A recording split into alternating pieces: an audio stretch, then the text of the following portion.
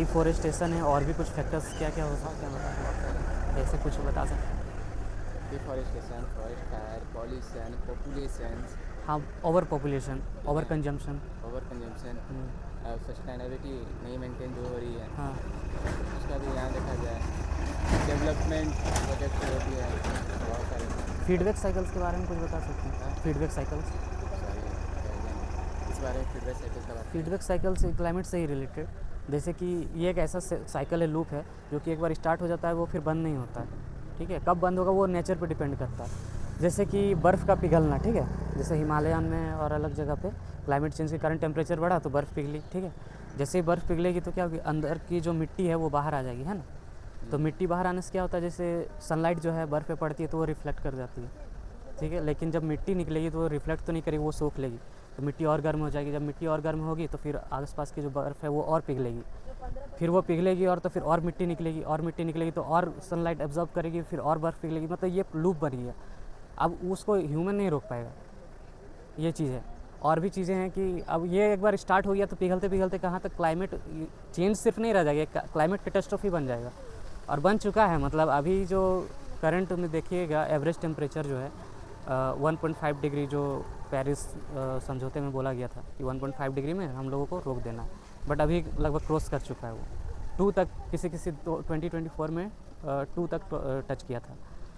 तो समिट हुआ था हाँ 1992 में, या पेरिस एग्रीमेंट हुई थी। उसमें बोला गया था कि every country member of the COP30 COP country should be decrease the temperature by 2 degree Celsius in every year.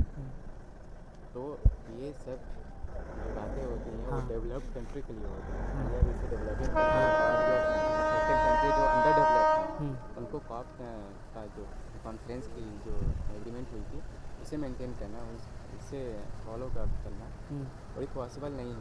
इससे India developing good morning sir, बंद कर लीजिए सर।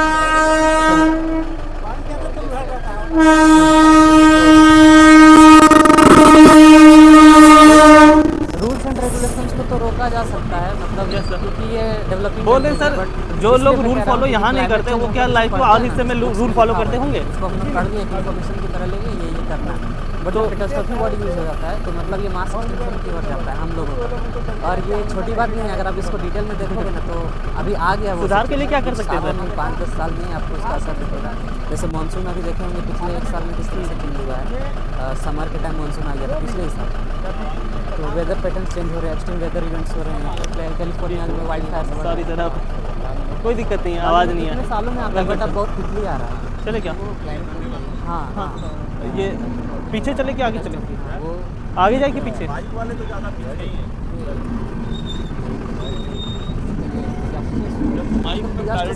उसी सिचुएशन में आ गया है।